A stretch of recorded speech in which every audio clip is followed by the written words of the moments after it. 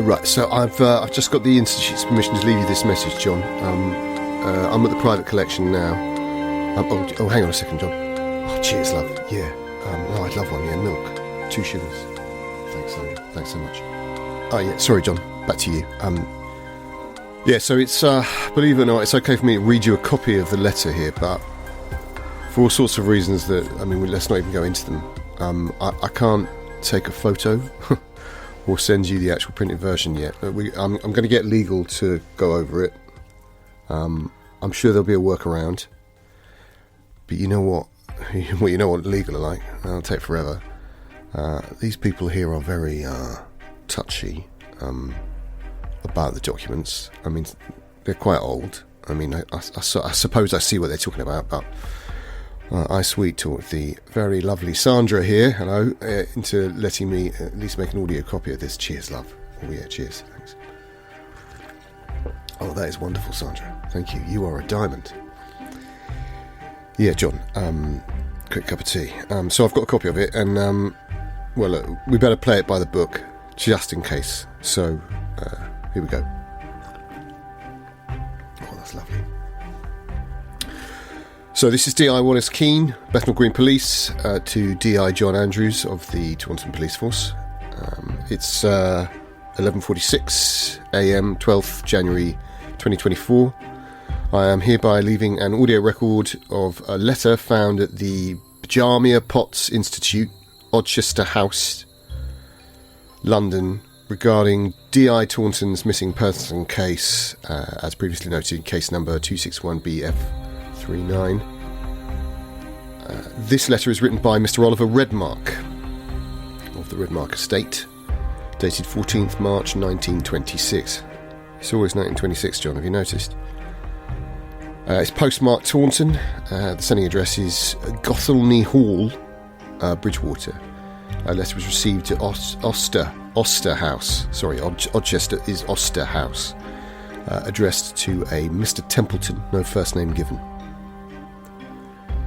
My dear Templeton, and so I find myself a stone's throw from the Quantux! ! The journey down was a pleasure, for I took the train, as I so enjoy the locomotion of it, as you know. It gives me time to run my numbers through me. That and the weather was fine, affording me excellent views from Weston and Burnham, so that I could even see the line of the coast with its beckoning promise, so different from my own eastern reaches, and yet so very allied too. To my great relief, Gothelney is just as Adelard promised. The people here are quiet and quick, and above all else, they keep themselves to themselves, thank the gods. I have had word from Lemuel that he will be able to see me in 2 days' time, if his ferry is not delayed. I shall simply have to entertain myself in the hills about here in the meantime. I look forward to some fine walking. I am not confident that Lemuel will know anything more than the Abramelin, and I have my suspicions that he and his father before him are locked into the old ways, just as they are in Little Walsingham. While I cannot question the efficacy of those methods, it is also very difficult to maintain. The cost, be it of the uneducated and slow-witted, is still a cost in lives, and it does not sit well with me. This even after what you and I have had to undergo in pursuit of monsters and their kind. I do hope that Lemuel will tell me, us, something of the scripture. That would be wondrous. But I must not get my hopes up, as you forewarned. The eye will show us what it wishes. The old alliance is what concerns me most. The boundary waters have always been the eel's provenance, but not this far west. Here it has always been sow and crevice for so many generations. I know you would advise patience, but I feel the slowness of these people. Their steadfast way of doing things by the shadow and the rod, the disc and Leviathan. That is, of course, their right. But surely Lemuel will see there is much to be had by embracing the future way of thinking. Which point clearly calls to mind the true purpose of my writing to you. Templeton, I had the fortune to suffer a dream here last night, the importance of which I think will not escape you.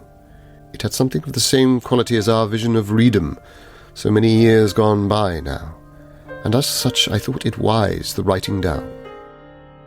I was woken from the train, where I had drifted off, and the carriage was running freely until it stopped in marshland that stretched as far as the eye could see.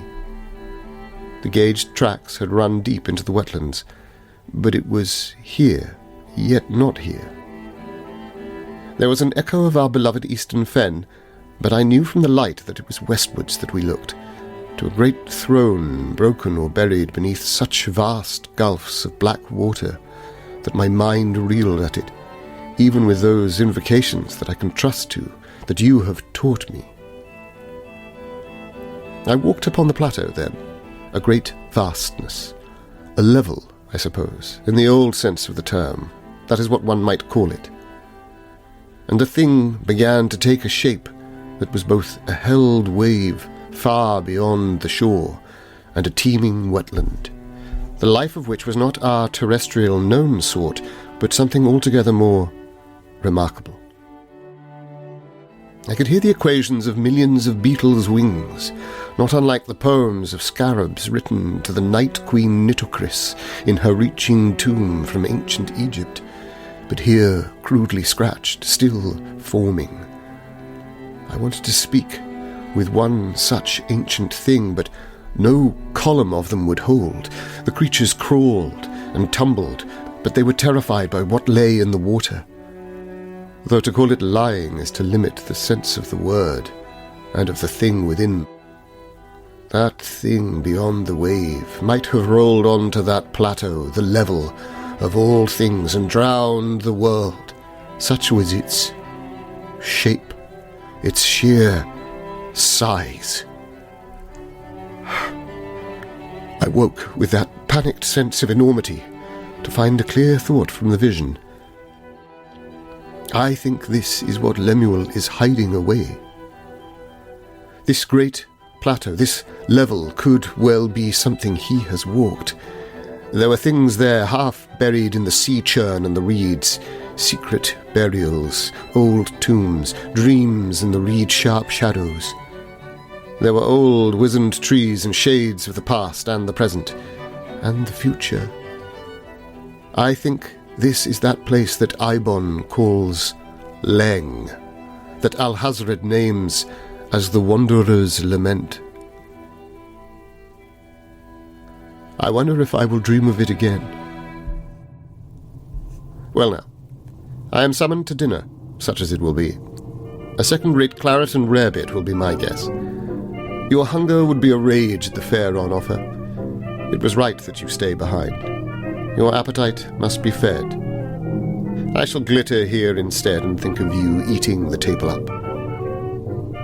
Until that which is held is released, high be the Tarn. Your friend in this and in the stars, Oliver Redmark.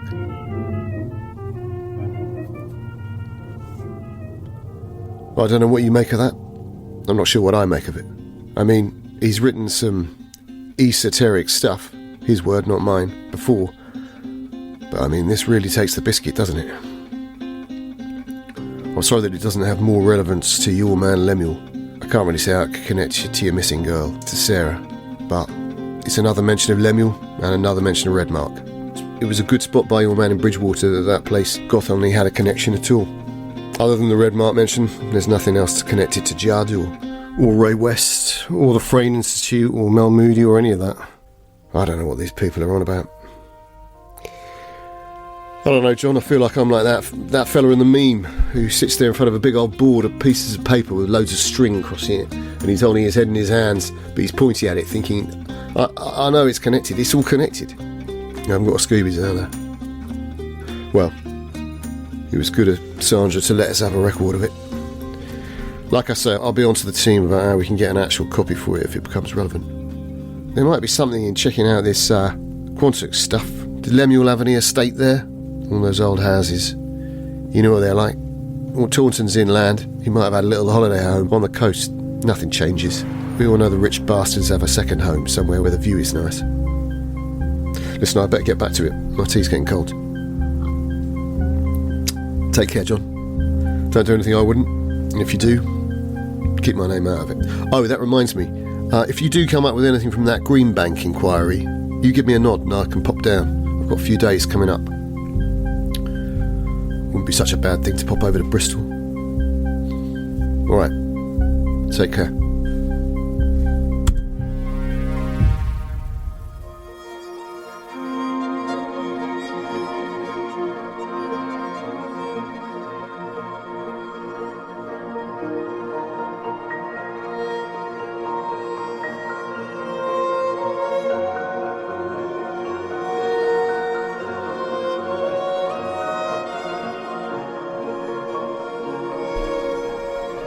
The Apocalypse Players present As the Waters Cover the Sea, a 7th edition Call of Cthulhu folk horror scenario, written by Joseph Chance, starring Dominic Allen as Charlie Westenra, Danann McAleer as Max Davenant, Dan Wheeler as Chris Caldwell, and our very special guest star Belinda Cornish as Josephine Arundel, and Joseph Chance as the keeper of the arcane lore. Part 7. A room with a parallax view.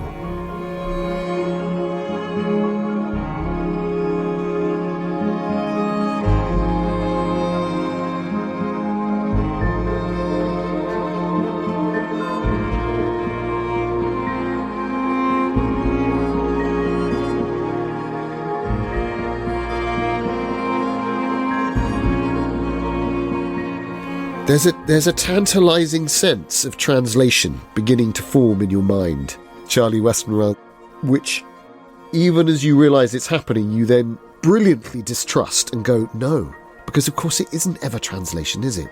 It's just about the understanding of letting things be. You're never trying to translate when it comes to this.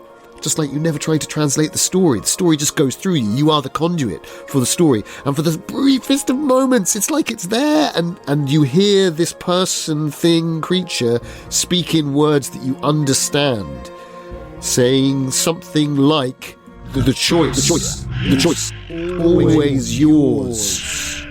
And then it shatters, and the beetles start to break and fall apart, and they're all just kind of skittering down, and the robe starts to fall apart, and you see this sort of face melting that is partially it was never human, but it perhaps for a moment, Dom, it looked like something quite different, like a sort of, like there was a cone underneath the robe. And a reaching trunk with many orbs atop its head. Was it even its head? And then that too begins to collapse, to tumble into nothing. And the wave crashes and the lights come through, and the four of you realise the lights are coming for you, and all of the earth begins to sort of just go molten, and the lights take over, and this white reaching explosion of light floods over you, and you're swept away. And then you're beginning to sort of go back into this time is pulling you forwards inexorably. You're back on the roller coaster that is not a roller coaster.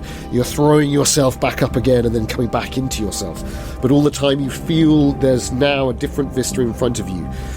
Three shapes forming. There's the cliffs, and it sweeps away again. There's the miners. Then it's the miners' arms where they're serving prawn baps by the bucket load, and then it sweeps away again. And then there's a house on a field, and there's a river just beyond it, and it's bucolic and lovely, and then that sweeps away again. And then there's something else, rain falling in the darkness, in a village. It's distant, and there's a man in a frock coat stepping forward into a muddy lane, and then that sweeps away again, and then you're back at the cliffs, and you feel yourself sort of swishing and turning and being hurled between these three things. Could you all give me a power roll? Well, I don't know if that's justified. So Josie, you get a penalty die, and yeah, Chris, you get a penalty die. Don't need it, mate. I suppose, although don't even need it. Find out how bad. Could it be a fumble? No, it can't now because my units is a 1. But let's find out. It's exactly the same. 71 on my 60. Wanted to fail in the way. Motherfucker. 71 and 60 for Chris. I've failed with an 89 on my 55. 81 on my 60, motherfucker. 3 fails. So the first time I rolled, I rolled a 10, but you gave me a penalty die, and then I got a 90. You bastard, Joseph. So 4 fails. Why would you do that? One of your oldest friends. I know. To one of your oldest friends. Harsh, right? Our really guest. harsh. Really personal. One of his only friends. And I've literally followed the rules of my scenario, where if you fail the power roll, thing, then you get a penalty. Listen, at this stage. It's so You say mean. this after every dinner party. I followed the rules of my scenario. It's like, yeah, but we were just trying to have a nice so time. funny you should. It's so funny you should mention dinner parties, Max Davenant. I mean, Dana. Oh no. Oh, God. Where's this going? Because the greatest horror of all lies ahead, my friends. I do live in Brighton, so it probably is a dinner party.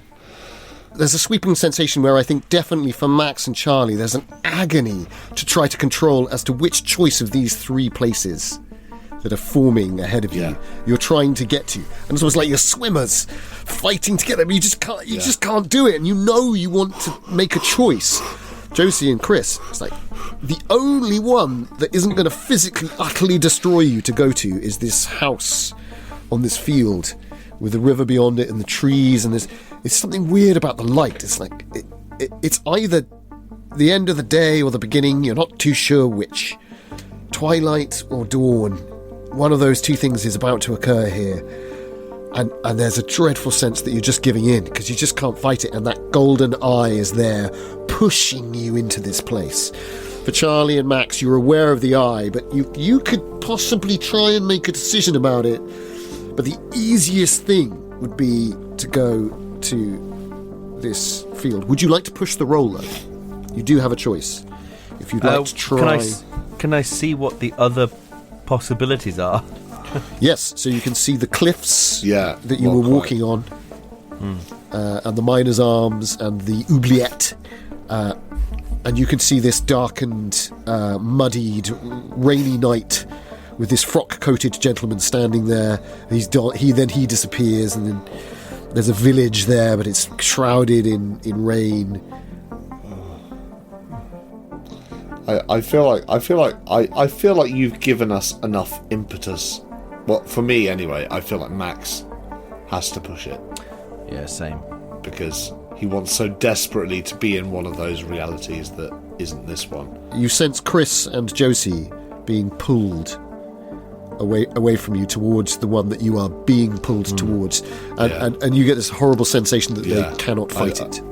Yeah, I think back to when we were talking in the cave and I said knowledge is power, and I realise if I can talk to that man, maybe he can help, and then it won't matter that we're separated, because maybe I'll be able to help all of us get back to where we need to be, which is probably not that cave if we've got a choice. So I am going to push the roll. I'm going to push the roll for the same reason, and I'm going to push it using an oblique League of Gentlemen reference. I'm just going to say, I'll be looking forward to that scampi.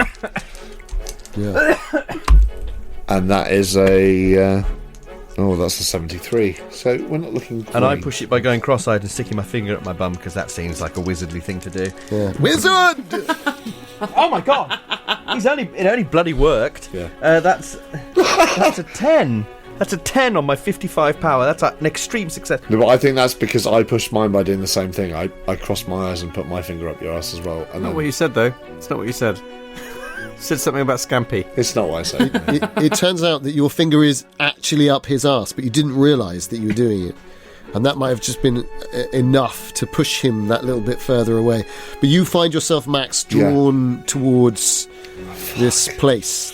This other new house. It's like a big house in an open field by this river, bucolic English countryside. Charlie, you kick free.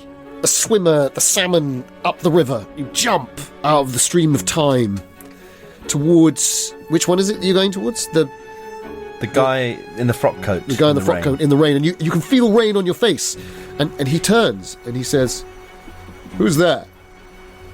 Who is that?" Hello? I'm Charlie Westenra. What? I am Rafe Launceston. State your business. Are you with the excise? No. I'm from another time, another place. I think I met you long after you're dead. His eyes go wide. What?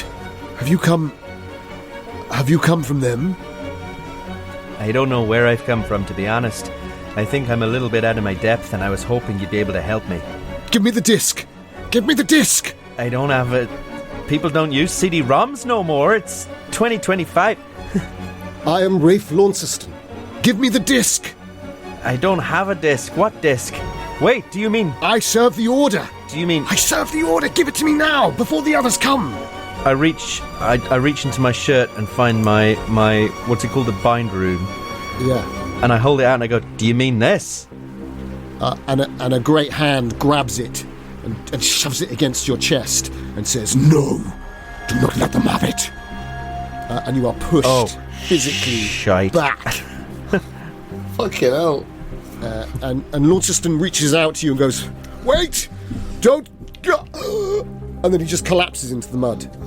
It's like saying you're a podcaster trying to get into America. Am I still there, though?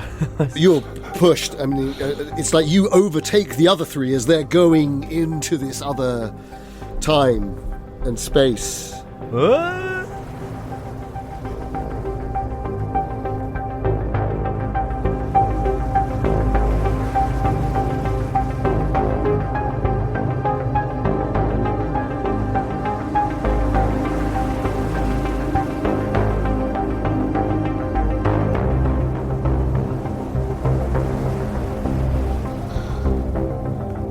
I know it's not me, but when you say a giant hand, is it like a massive human hand, or is it like a giant hand?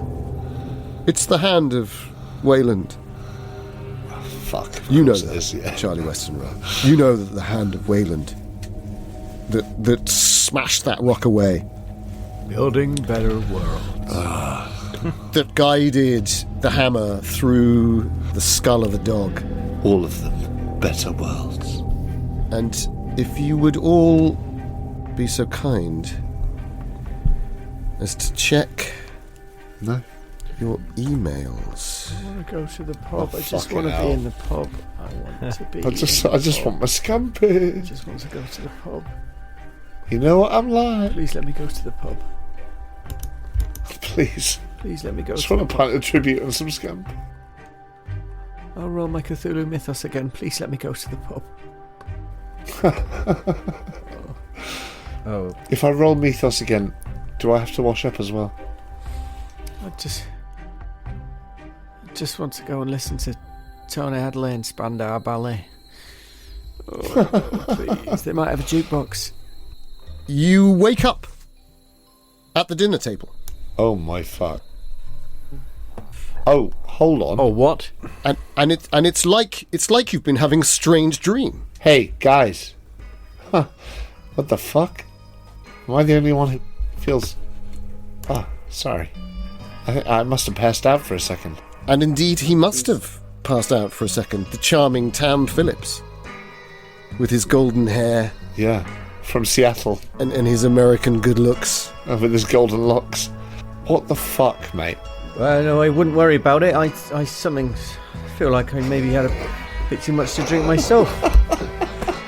The four of you are sat at an expensive mahogany table in a large dining room in a sumptuous house.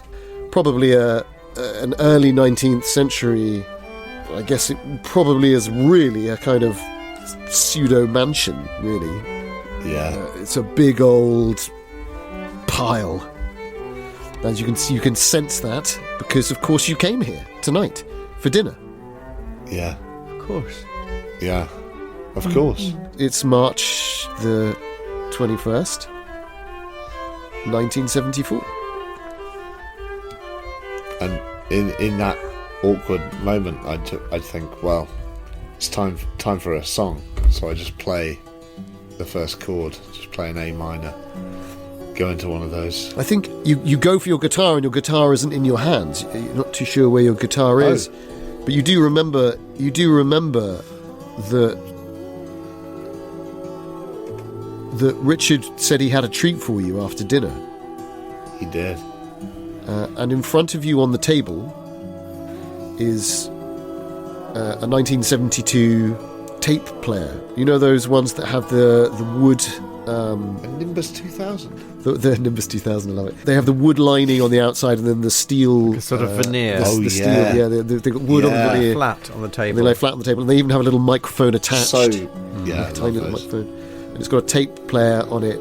And there's an envelope next to it with some word written. It's written. And who got me that? That's in the table in front of you. And there's a strange sort of clicking sound from the tape player, as if it's played through. There's the four of you looking at each other. Like a click, as if it's got to the end of the tape. Yeah. Click. Yeah. Click. Click. Click. Click. Click. Almost like a camera shutter. Click. Click. Click. And there's some handsome paintings, including a couple of portraits.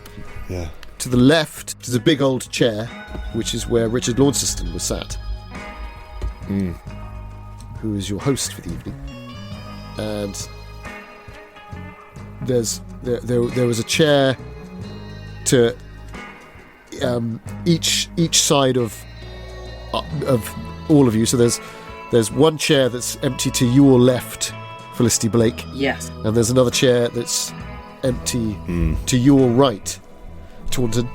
Mm-hmm. And then there's another chair that's empty to your right, Tam. Tatler. Tatler, not Taunton. Yeah. Tatler. And there's another one to your left, Redmark. And they're all empty. But the one on the right-hand side has a woman slumped in it, wearing an owl mask. But she seems slumped and still. Oh. And is not moving. Fucking hell. And is there anything prawnish about her? You can see nothing of the prawn about her. Is it Lizzie? Is it Lizzie Everard? No, it is not Lizzie. I lick my lips and then I keep licking on one side and then I remember, of course, it never dries on that side because the scar that leads up towards my ear. It's I don't know why I tried. I do wish you'd stop licking your lips. I can't hear anything else. You've licked your lips 13 times in the last 3 minutes, you know that. I've been counting. Except, how long have you been awake or asleep? Because you have the distinct impression from the light coming from the outside that it's now dawn, or dawn is coming. It's like the last moments. It's like MK Ultra, man. They've drugged us, man. They've done something crazy to us, man. I say. What fucking time is it?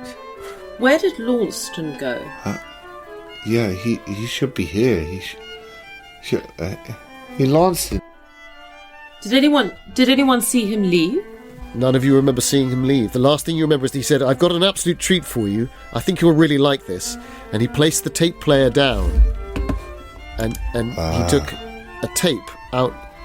He put it in and he pressed play. And he said, "A little something that we dug up." And wait a minute. that's the last thing you remember. But also, you then had the most remarkable lifelike dream.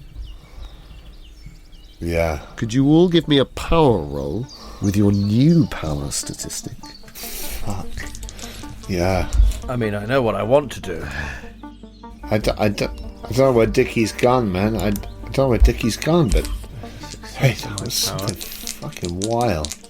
While I'm rolling for this, I say, do you think he played one of those sort of, those like, they do that sort of hypnosis stuff? I was just going to say, to quit smoking. hypnotism, yes. On the tape. It's a practical joke. Yeah.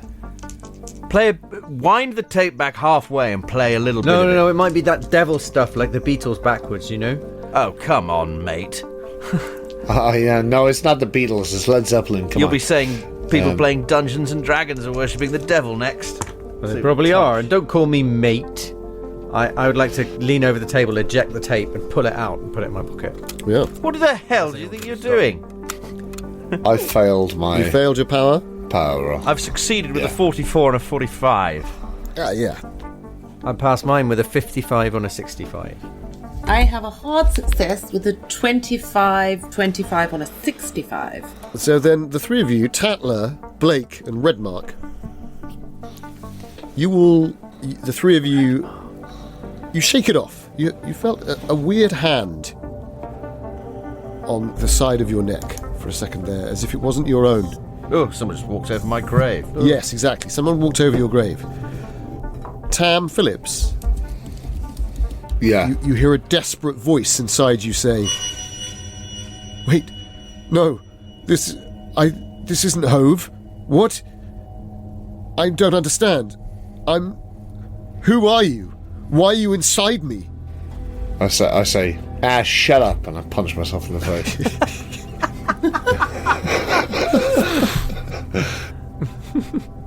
Do we see that? I guess we do. No, I'm basically joking. But when you say Basically joking or actually joking? when you say I hear a voice from inside me, say that. Well, maybe I'm going to take that and say that maybe you slap yourself. I think like there might be an action of like fucking what the fuck is that? You know, You say, shut up, and slap yourself. Yeah. I mean, you're very free-spirited. if I hear it from inside my I'm wearing flares. Oh, yeah. I mean, the outfits are gorgeous, guys. I've got a worrying amount of curly golden locks. Jono, I'm wearing flares. what are you doing with that tape? Why have you taken the tape? Give us the tape. No. It's not your Hey, fucking tape. What are you doing with the tape? Listen, this tape could cause any sort of... It might have, like you say, it might have put us to sleep. This could be dangerous. We don't want to be put to sleep again. Oh, what, so you're keeping it so you can sort of like sex people up? Come on, let's play a little bit of the tape and see how weird it was. Listen. That is in my past. I don't want you bringing that up again. Phillips, Blake, could you give me a spot hidden? Yeah. Yeah. And actually make it combined listen spot hidden for you two. Tatler and Redmark, could you give me a listen? Oh, that's hard. Listen, Redmark, we can all sit down and listen to this tape another time, but we've just woken up, clearly, so... Hey, listen, it's Dickie's tape. Just leave it in the thing. Oh, we don't have to listen to it now, but, like, come on. Regular success for me. 23 and a 30. I've got a hard success. That is also a hard success for me. I could make it an extreme success on my listen, but it's... Oh, we could all make it an extreme success. But just... Well, I'm going to, after that. Well, I won't. 2 hard successes. We've suddenly had a round of hard successes. I think 3, actually. 3. Dom, did you get on as well? 3. Regular for me. Regular. So, so regular listen. You can definitely hear something. There's something still playing, perhaps. For you, Redmark. It's like, is there another tape playing? What? Or a record, maybe in one of the other rooms. What's going on? Can you hear that? Hard success on listen and spot hidden, or just on spot hidden? Both. Hard on both for Blake. Ooh, I didn't do the older doubler. Hard on spot hidden, and my listen is 50. Yeah, hard on both. Okay. And how did you do, Jonathan Tatler, Dan? Well, hard success, and I can make it a extreme success if that would be interesting. If you want to spend some luck from your new pool of luck, I will accept an expenditure in the early stages of these thrills. I will do so. Okay, so the hard, there are voices. Someone is chanting. 2 voices at least. Chanting. Is that near, just outside the house? Can we tell where? It's hard to pin down. Just outside, just above, just below. You know how sound does that? As you turn, you think, oh, it must be above. And then you go, wait, no, but it could be below. It could be outside. Yeah. It's very soft, but it's very sustained. It's an unusual language that you can't quite work out what the language is. And you both spot that the woman isn't breathing. Cool. And you both. Oh, shit. What? The woman at the table, right? Yeah, the woman at the end of the table wearing the owl mask. Sat. sat slumped. She's not breathing. Yeah. And you remember her name simultaneously, both of you, which would be weird if you could talk to each other about it. But luckily, neither of you knows. Her name's Ellen. Ellen Cairballet. It's an unusual name. Cairballet. Wow. And she has stopped breathing. There's no doubt about it. And you don't know whether you actually saw her breathe at all in the time since you've woken up. Maybe it's because her avatar died in that cave.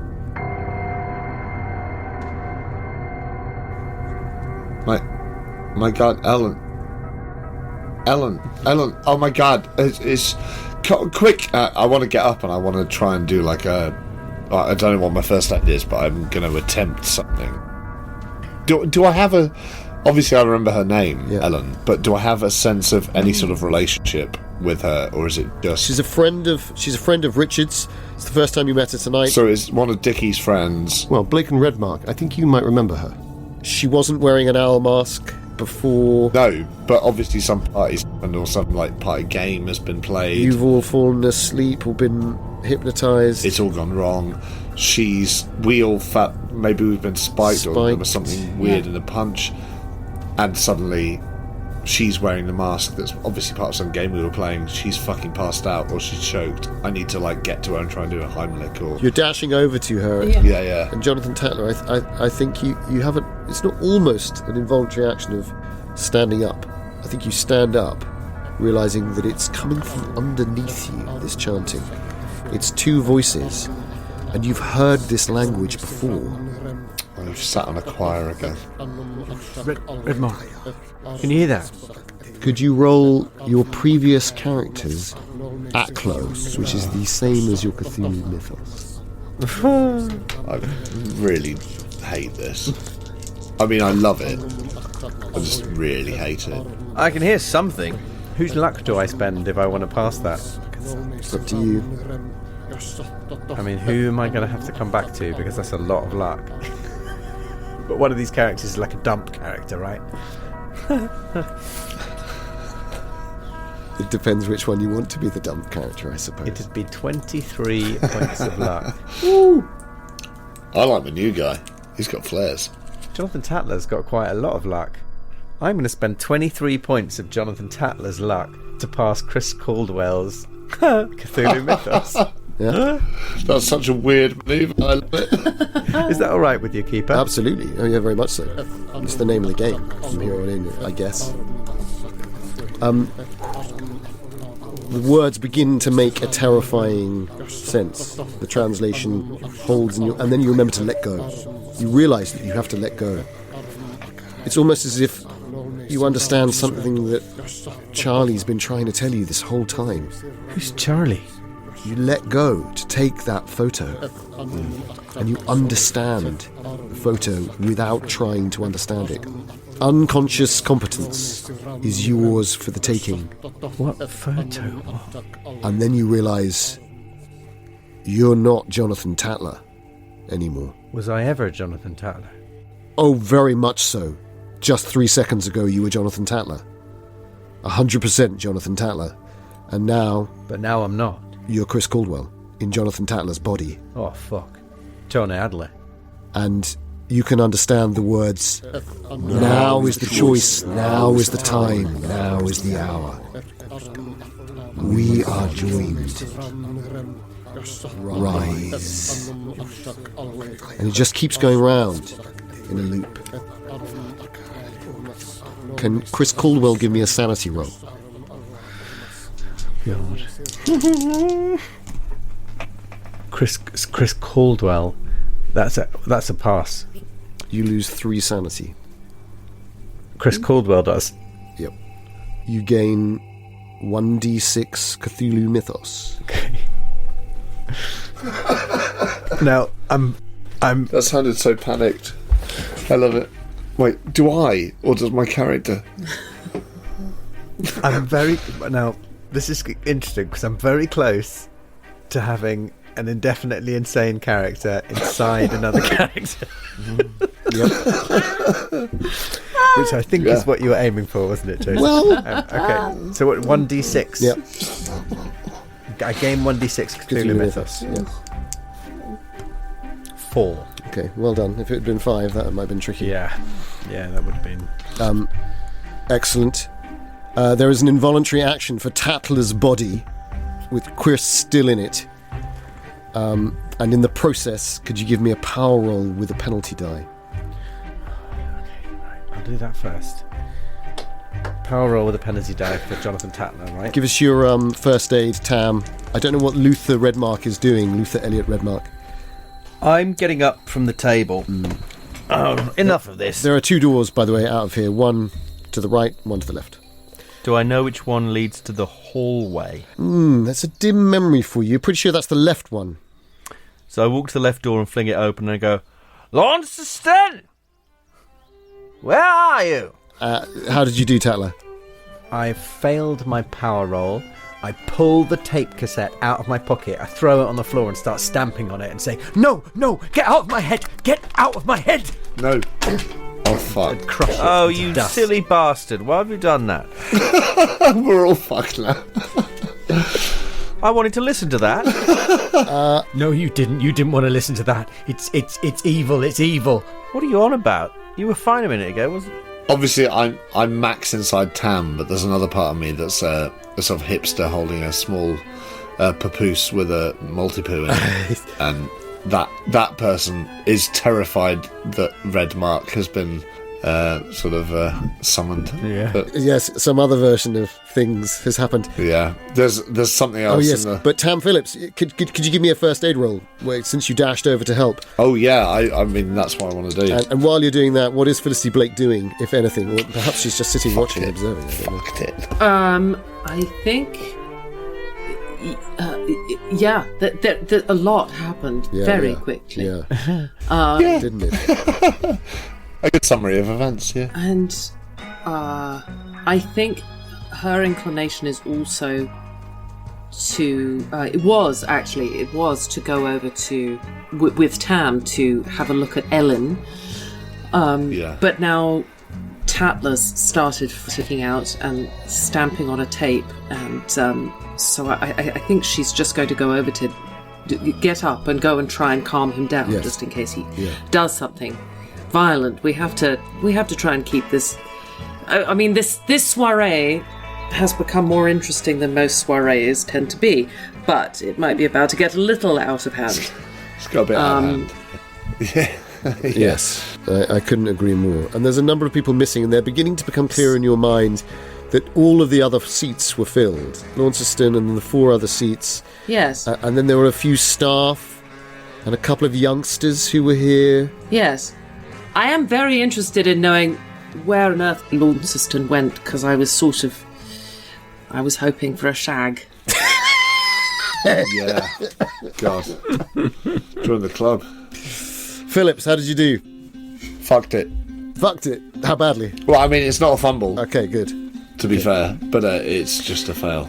I sort of go, I thought I was better at first aid than this, and I check my other character sheet and I go, no, about the same. I think what you're doing is you're going, no, but I can't find the pulse, so I need to look further up. Wait, I can't find the pulse. What?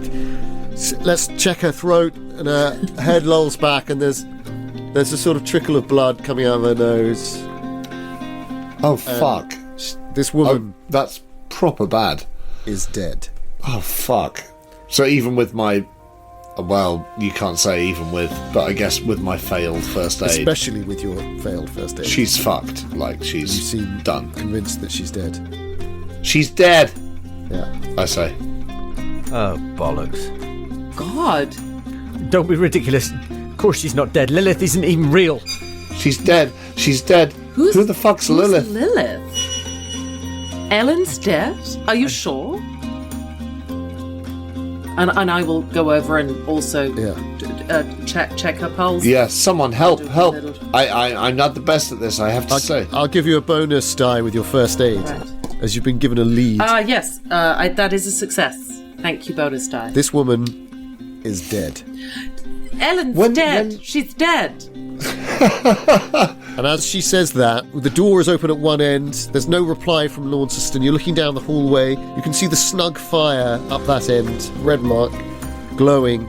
and you think you see a shadow as someone walks past, and you hear a hum ba-dum hum hum hum hum from that room, and I shoot them. And you hear the birds singing. You go for your gun, and you realise that it's not there. And it never was. Was there ever a gun there? And I think the three of you look stunned as you realise that dawn is approaching. The sound of birds at the end of a dinner party is one of the worst things in the world. And the chanting stops. And Luther Elliot Redmark has this view down the corridor, and he has a strange echo of having looked down a corridor recently where there was a glimmering fire at the end of it. It's like an odd echo in his mind. Oh, man. Seems to have been plagued by little odd echoes. Can I do a sanity roll for just hearing birds at the end of a party? Welcome to Alfoxton House, the 21st of March, 1974.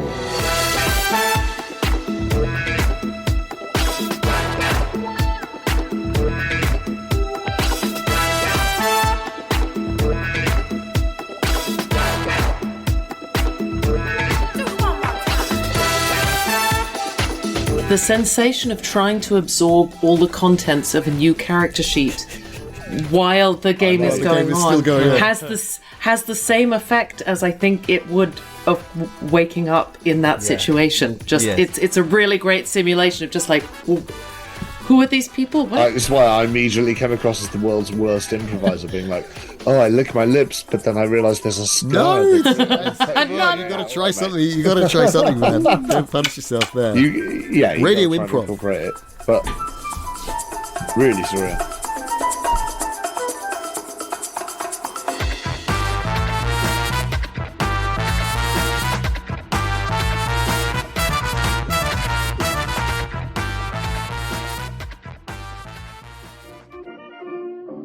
Luther Elliot Redmark is a callback. Redmark is a name. That was your character in Moonchild. I've forgotten the character's name. There was a character called Redmark in it. Of the Redmarks.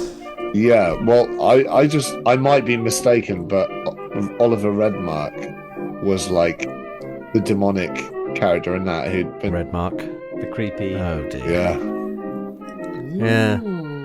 I mean, it's a very distinctive name. That's why I remembered, and I was like, oh shit, that can't be good. Like, there's got to be some link here. Was he a witch hunter? Was Redmark a witch hunter? Yeah, he was. I believe so. I need to listen to our podcast. He wasn't a witch hunter, I don't think. No. He was interested in those who did hunt witches, though. He wasn't he? Very interested in a horrible way. Okay, that's where I'm getting confused. There's a lot to remember. And that was set so we're in the 70s now. Yeah. And so that's... Yeah, but the implication was that he was in tweeds and he had gold-rimmed glasses. He may be older than he ever was meant to be, and all of that stuff. He was maybe even like Edwardian. Because Moonchild was 80s, but he was from the past.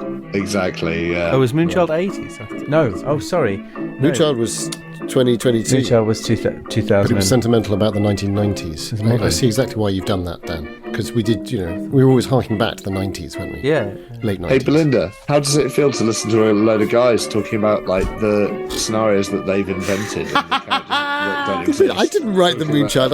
I put Redmark in. But yeah, that name is a return. No, I loved it, man. You left your red mark on it. Just trying to glean what I can for future reference.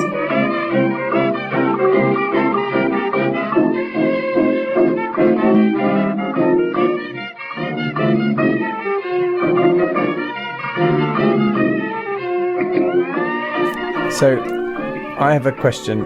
You've been talking about Richard Launceston. And that is who you all know. Right. So the man in the past, he said, I'm Rafe Launceston. Or he's Rafe Launceston. Confusing, they both begin with R. But only you know about that, Charlie Westenra. Richard Launceston is what you should have. So we're all friends with Richard. In 1974, yes. You're all friends with Richard Launceston, or you know Richard. And he's invited you to this dinner party in Alfoxton House. But Charlie knows about Rafe Launceston. In the dim and distant past. Rafe, Launceston. Okay. Bloody hell.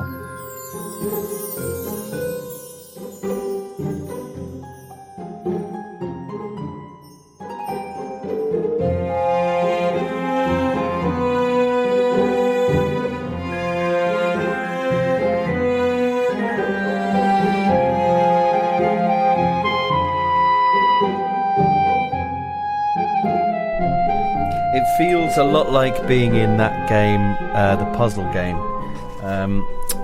What's it called? Saw. Saw. In Oh, not the fucking Opera Din.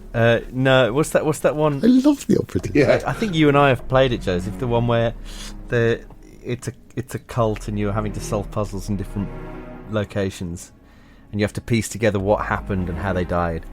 What's it called? It is Opera Din. The order of the order Does of the. sound like the fucking. Oh yes, yeah. The order No, of I think Yeah. it was. Yes, Christ, what is it called? Golden Idol. The Golden Case of the Idol. Golden Idol. Case of the Golden Idol. Yeah, well, it feels well, like I'm in that. well spotted. It was a big influence. It was Yeah. a big influence. Yeah. I freely confess that. I mean, it's suddenly gone to a place I was not expecting. I was just like, oh, I am here for the ride now. Right, everyone remember to save all 5 of your character sheets. Yeah. So if you could, Yeah. sorry about that. So effectively, we won't. I mean, it depends on how. I mean, I've done it a little bit there, as sort of like, yeah. So now you're here.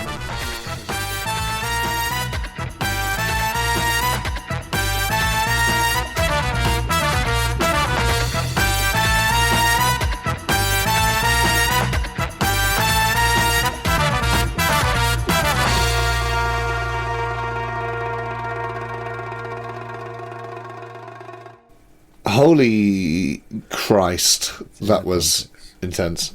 Very Very nice. horrible. That was mad. Mad, truly mad, That was truly mad. truly madly Fenley.